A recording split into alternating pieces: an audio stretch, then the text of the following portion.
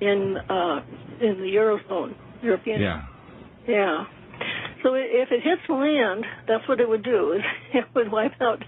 Now, the last one that hit was the one in Siberia that hit in 1908, and it hit up in Siberia. There weren't many people living there, but we still can see the effects of it because it just all the trees fell down. I mean, you can tell that something hit, and there was a huge explosion because all the trees around it, the size of the state of the country of Luxembourg, are all flat. I mean, the landscape is flat. Yeah. So that's what it would do. Of course, if it hit near a population center, that would be a disaster. But it would be worse if it hits in the ocean. And the reason it would be worse if it hits in the ocean is because, one, it would cause a tsunami probably. Right. And depending on where it hit, there would be coastlines that would be wiped out. But the impact would actually cause water vapor to go into the air. I mean, there's so much kinetic energy. This thing is 197 feet long, or 79 feet long. Yeah, so it's huge. And there would be enough kinetic energy, even if it broke in two. Yeah, absolutely. So that's really interesting. Yeah, that's really interesting. And then we might have an impact winter. Exactly. An impact winter would mean that there would the amount no of crops. UV. Yeah, very high energy, ultraviolet light, and it would be dangerous during the day especially. Plus, we'd have a failure of all the crops around the world. Well, not only that, you'd have incessant rains. You'd have major flooding all over. Wow. Yeah. We know what that's like in California. We have mudslides. We have Chris Harris here and good. and Robert Felix. Chris, I understand you gave us a little bit of updates. To give us the latest, I've got the emails here that will be posted up right after the show. You have a couple reports about the 20 senior officials from the Korean hydronuclear power arrested for corruption. You've got an updated report on issue what's going on with Fukushima. In terms of the lots of things going on. Can you give us the kind of the summary of what's happening and how serious it is? Okay, station blackout is one of the major things that did Fukushima, and it turns out that in Korea, one of the largest plants in the world is the Quarry Unit 1, had actually for 12 minutes a real station blackout where their diesels were not working and the off-site power didn't work.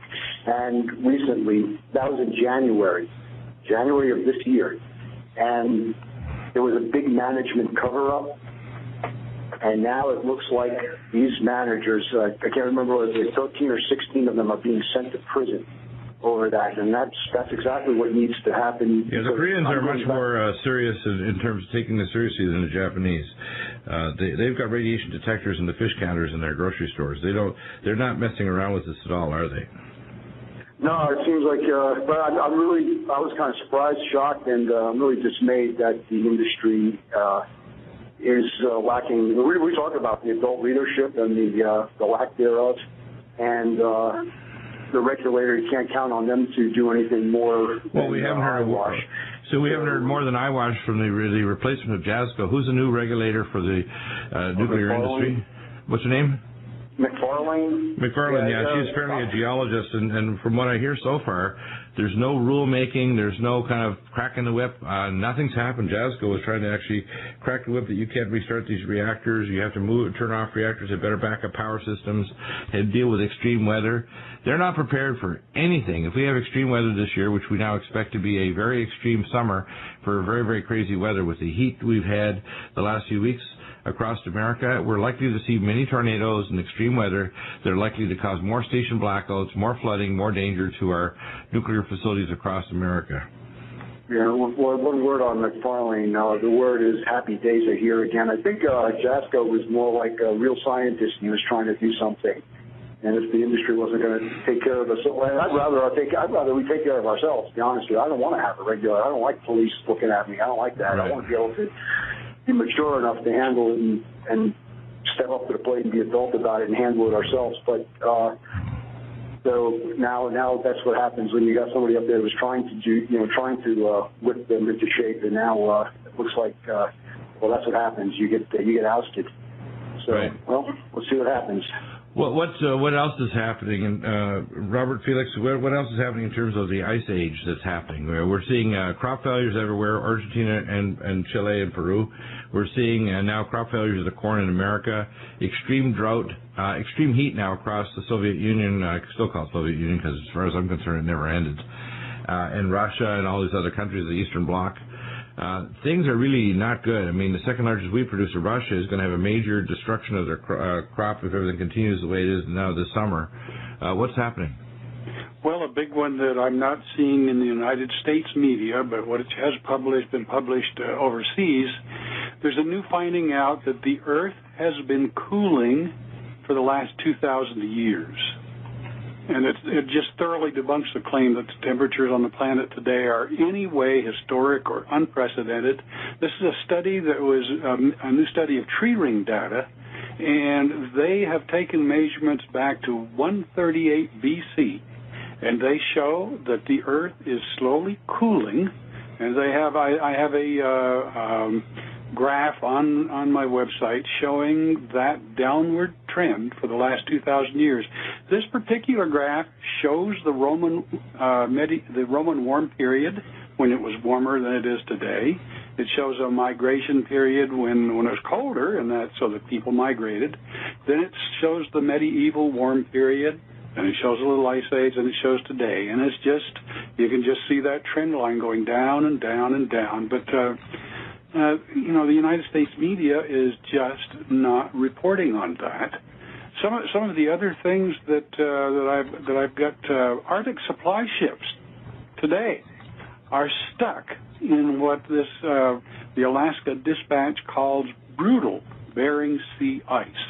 Now that's another one that you probably haven't heard of lately, but it just came out that the ice is so thick that it's closing in around the icebreakers before other ships can follow. So these brutal sea ice conditions that Northwest Alaska battled all winter. I know that southern, the mainland United States, the continental United States has been warmer, but Alaska, we got to remember, Alaska is part of the United States, and these resupply ships. I mean, this is the middle of July, and the Canadian icebreakers aren't able to keep up with it. Yeah, in fact, I was watching some of the shows that are on the Discovery channels and History channels about the Arctic ice for. Buy a couple of rabbits as pets for your kids this year and learn how to set up a rabbit hutch or a worm farm. Be prepared to move into the basement and spare room if your impact winter comes. People don't realize that climate change is something that the government expects to happen, and they're trying to get their New World Order and their global control grid in place long before all hell breaks loose. That's why they're in such a panic. That was not humorous. I know that. I know it wasn't humorous. I know it was a real suggestion, but I wanted to kind of put a little spin on it to make it look like it's humorous. But in fact, people say, well, why do you do this last hour on Fridays and talk about horrifying things like you're talking about all the wellness and everything? Look, if you're taking nutraceuticals like a radiation protocol, you're taking nutraceuticals to protect yourself, you've got your food, you've got ageless life support, glycemics, and NutriComplete, you're ready with your water and your guns and everything, you're going to be fine. Most likely what we're going to have is something where the power grid gets knocked out, a good portion of the population goes crazy, we'll have civil defense by our militia will finally get our act together, people will be deputized by the hundreds of thousands, say here in California, and every city and town, and I know this from working with the government, within 4 to 12 days will be completely controlled by either gangs or civil militia. The military is not even part of the equation. They're going to be protecting the powers that be in the continuity government because they're such a tiny force compared to the size of our actual armed population. There's enough military armaments and power in the civilian population of the United States that if they assembled every army of every nation on earth, they could not take on the American public. That's a fact. And the fact is that only the American public could defend itself from gangs armed to the teeth because there are so many of them. When I was in Denver back in the late 90s, and up to 2004 when I lived there, we had over 2,200 gangs just in a little city like Denver, which is 2.6 million people. I live in Southern California where we have 26 million people, 10 times that population. And you can take that number and add at least one more zero, so around 22,000 gangs. And some of these gangs are not little gangs, they're big gangs too. And they're armed to the teeth. Many of them have military skills, high-speed motorcycles, all kinds of weapon systems and tactics. They've often are ex-military. People need to be prepared for the fact that real things are going to happen, whether they like it or not. And something as simple as the power went out. I remember talking to people at the local Albertsons September 8th last year, and people were having fist fights in the aisles fighting for ice, so their food wouldn't rot in their house. Well, we've got a 20-kilowatt generator. I'm putting on lithium pyrophosphate batteries. We're going to have more experts talking on the show regarding that. You want to have alternative water recovery. I put a water recovery system on our roof for recovering water. If you have the ability to put in a well, put in a well. Be prepared to also have extra so you can help your neighbors and friends and inspire them to have self-protection, have guns, have other non-gun things so they can protect themselves, and have skill sets so they know what to do to protect themselves and to grow food. I happen to be out in the country in North County, San Diego, but I tell people, if you're in a big city, get the heck out now. Move. Do not be in any big city from this point onward. If you have to move so many miles out and commute in, do it. But do not live in any big city. Live on the outskirts. Live close enough you can get yourself out of there. And if things look really bad, you have to have a plan to be able to bug out long distance. Right now, to me, my bug out is here. I don't plan on bugging out further. I believe that we're far enough away from anything that if anybody tries to cause trouble, we have so many Marines per square yard here in North County, San Diego. We have a standing army here. So, your comments, Ann? Yeah, well, what I was saying was that if this asteroid 2012 DA-14 were to hit, and if the impact were great enough, then we might have what they call an impact winter. And in that case, you won't have UV coming down to the earth. You won't be able to grow food, and the animals and plants that are on the surface of the earth will die. There'll be a mass die-out. Right. And so what you need, and what I had recommended in the note that I sent out to you, was that people put in a system of UV lights and get a couple of rabbits of the right genders, and don't tell the pet store owner what you're doing, because you may end up slaughtering these animals just to survive. And then the worms go underneath the rabbit, and the rabbit droppings are not so, they're not as odoriferous, and the worms will eat them and turn them into soil. So what you do is you have a worm pen underneath the rabbit pen, and you could set that up in a spare bedroom, and then you let them mate, and then you would have constant, at least, meat for a while. You'd have to have a UV light on them. Yeah. Now, people need to understand that what's going on in Japan is there's a major burp radiation is coming here, and I've got to report that 5 out of 7 Fukushima babies born have birth defects, Down syndrome, or miscarried. Yeah. And people don't understand. I read that too, yep. Yeah. People need to understand that. Now, you're a nuclear expert, Chris, and you see this happening. I've been trying for now a month to chase Senator Wyden's assistant, Mary Gautreaux, and I can give that phone number if people want to contact her. Her number is 503-326-7525, and you need to harass her, too, to say, contact Dr. Deagle. I'm the keynote speaker now for the Academy of Environmental Medicine, first week in October in St. Petersburg, Florida. I'm going to present to the Academy the data of what's going on and what's likely to happen. This is the biggest environmental disaster, and it's on top of the Macondo British Petroleum disaster, which also has Corexit 9500, with petroleum distillates dissolve the myelin sheaths and membranes, cause neurotransmitter problems and cortical atrophy in people. The combination of radiation toxicity with cesium, which also causes toxicity to the brain, seizures, and neural decay. And when you put oxidative stress, you basically make people decorticate and decerebrate, affecting the higher metabolic areas of the frontal lobes first and the areas of the association cortex for speech and language and communication. So we're going to start seeing much more bizarre behavior as the radiation level gets higher, and the amount of birth defects is going to go right through the ceiling. But let me just bring up Unit 4, Fukushima Spent Fuel Pool, if I can, just for a minute. They announced it today that they're going to try to move some of the fuel. They are concerned about the seawater. Remember we talked about salt water and the corrosive effect. It's decorrosing it, yeah. And, whether they listen to us or we were just thinking the same lines, they've stepped up their efforts to try to remove the fuel, and they're going to take a test run on it, put it into a container. I'd love to see what this container looks like, because if it's any of the hotter, newer fuel assembly, it's going to need some sort of a coolant in it.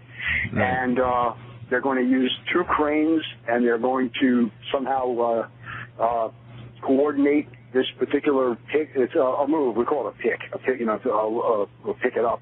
But they need to move this to another storage facility, and they're very concerned about what the salt water has been doing to this and whether they can actually even put it in a larger pool. Remember, they also have that waste reprocessing facility.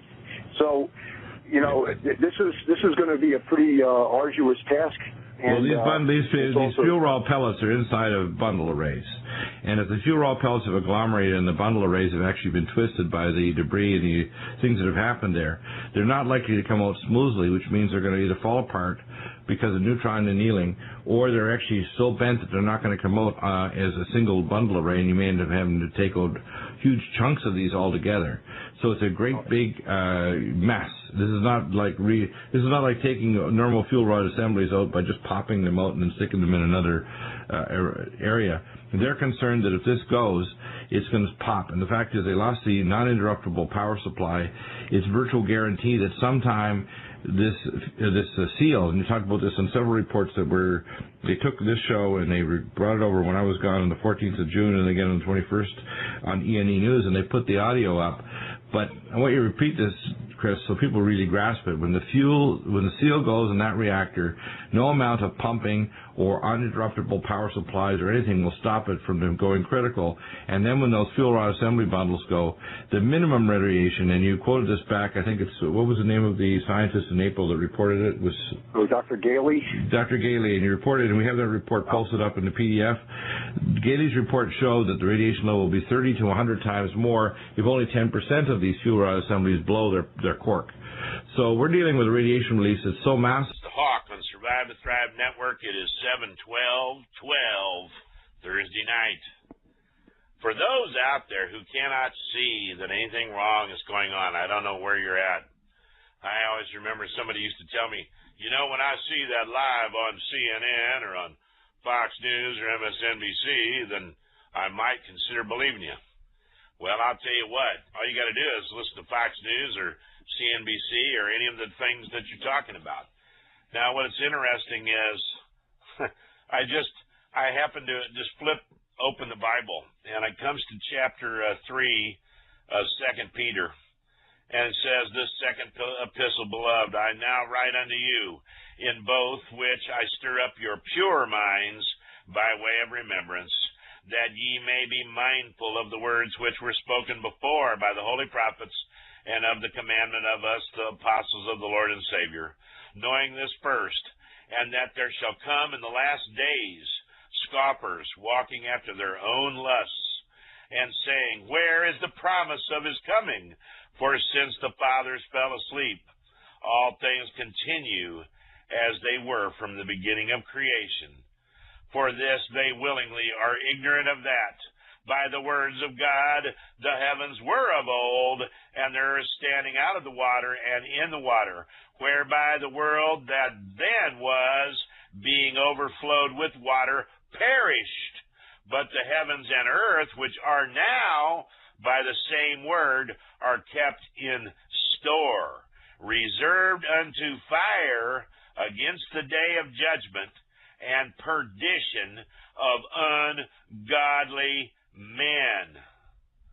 But, beloved, be not ignorant of this one thing, that one day is with the Lord as 1,000 years, and that 1,000 years as one day. The Lord is not slack concerning his promise, as some men count slackness, but is long-suffering to usward, not willing that any should perish, but that all should come to repentance.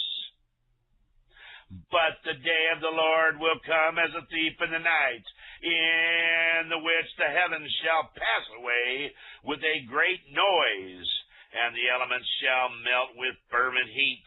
The earth also, and the works that are therein shall be burned up.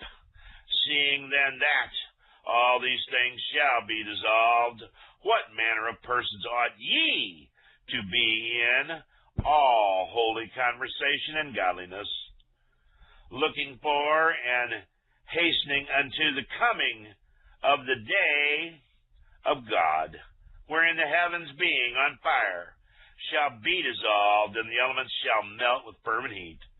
Nevertheless, we, according to his promise, look for new heavens and a new earth, wherein dwelleth righteousness.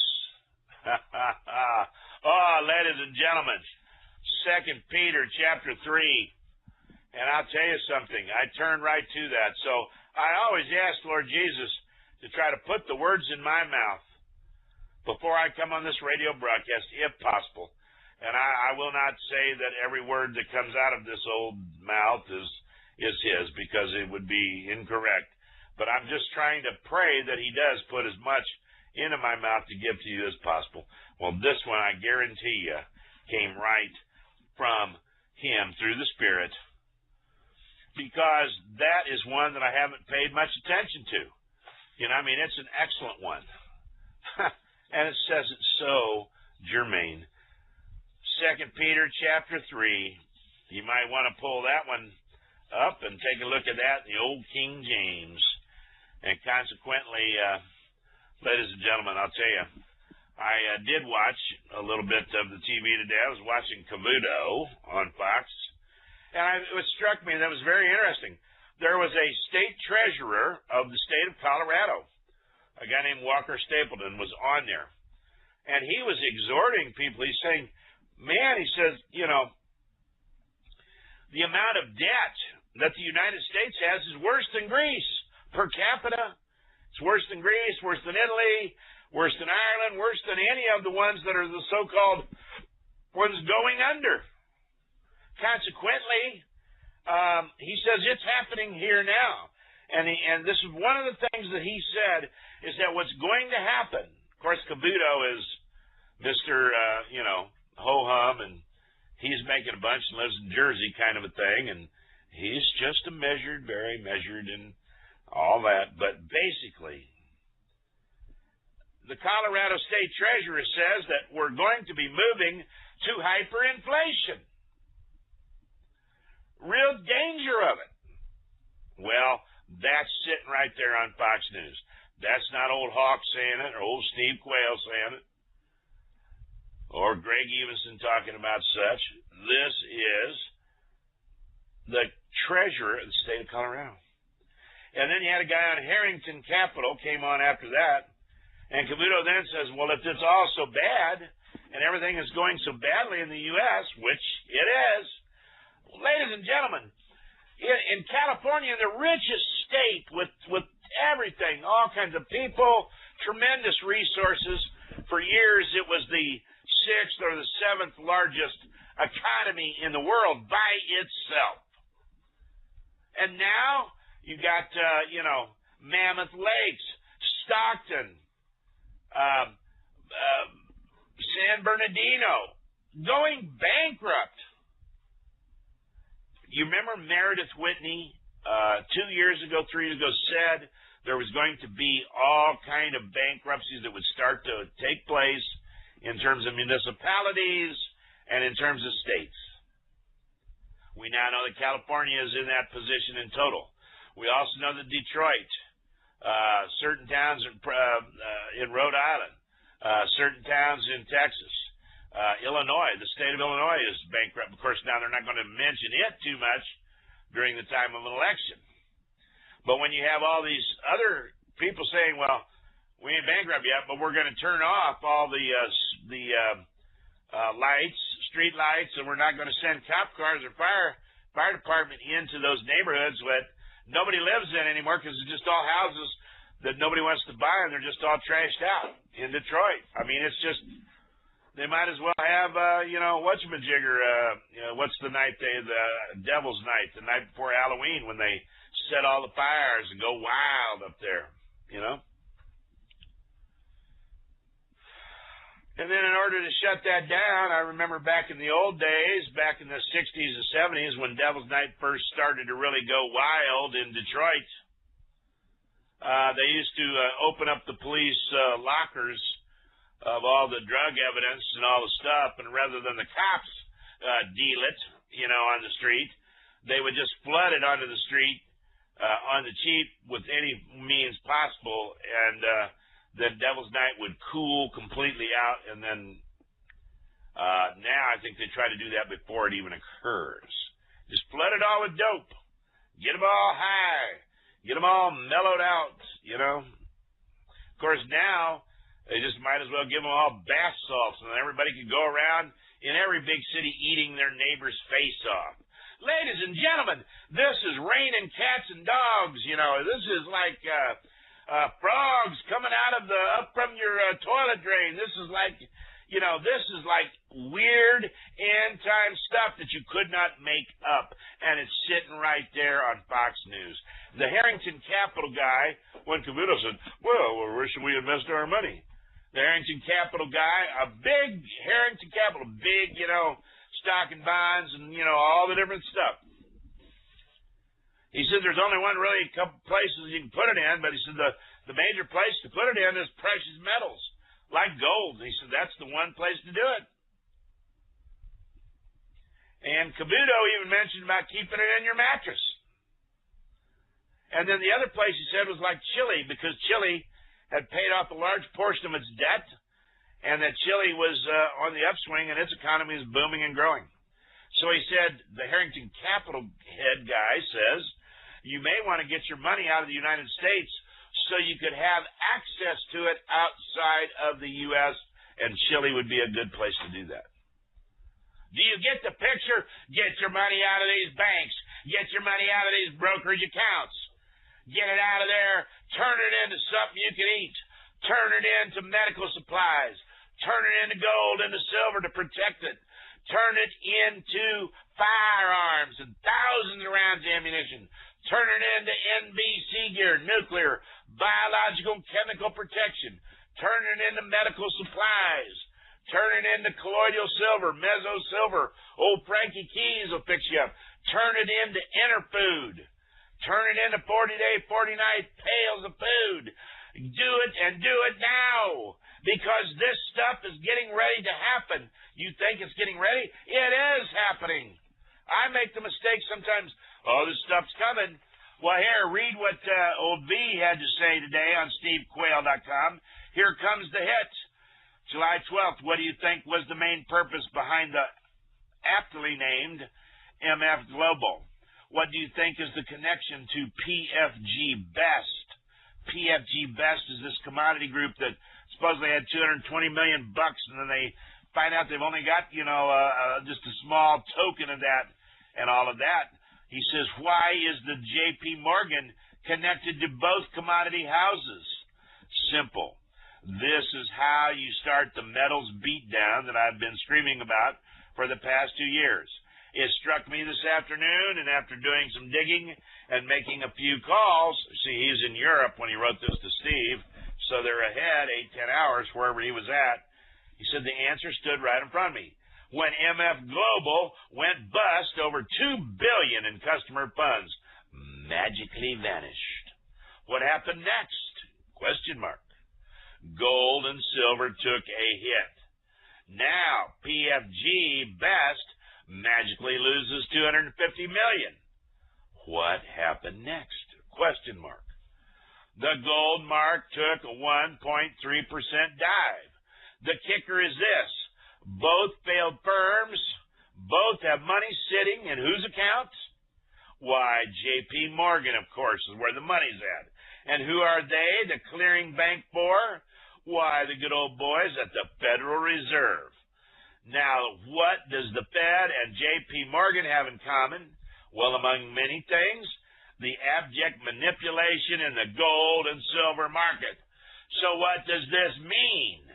That the PFG Best failure and more shell brokerage failures, as they are all doing the dirty work at J.P. Morgan, are causing all the weak hands to dump gold, silver, and other commodities. The result, a hit to gold that I'm going to say may drop the price from my previous claims down to $1,200, $1,400 range. In other words, for those of you out there right now sitting on the fence, buy, and buy. This is the time to do it. This seems to be part of the last moves of survival that banks like J.P. Morgan and the central banks are doing on top of all of the hacks and IR swaps, the hacks, where they're hacking into accounts and taking the money out of the bank accounts. The old trap door, the old software, that was invented in St. Louis, then stolen by one of the attorney generals of the United States. Oh, man. Who worked for Reagan. Promise, Promis software, Promise software. It's a type of software where you can manage and manipulate and track things, large numbers of things, and track them down through every kind of thing on the entire net, through all financial transactions. You can track court dates. You can track certain people and how they appear in this place, that place, the other place. You can use it to track anything. There also were back doors built into it that, if you remember, in the 90s, that the guys who called themselves the fifth column, in quotes, the retired good U.S. intelligence officers who were driving around. The old Silver Fox out of Kentucky was one of them. The old Silver Fox used to be Clinton's handler at Oxford University when Clinton was in the CIA there, Billy Boy. And old Silver Fox, who's now in prison on a trumped-up solicitation of murder charge. But he was Silver Fox was shall we say, cherry boy. But on the other hand, him and the other guys used the Promise software backdoors, and they had a Cray research computer that they jury-rigged together and put it on an 18-wheeler with all the big satellite dishes and drove it around in different places. And they were able to get into all of the foreign bank accounts through the trap doors and find all of the dirty money that belonged to the politicians there. And you remember in the 90s, all the Congress people and senators that resigned because they were just tired and they wanted to spend times with their family, or they had a medical issue, or they just no longer wished to serve anymore. They wanted to take time off, or they were outraged at how people had changed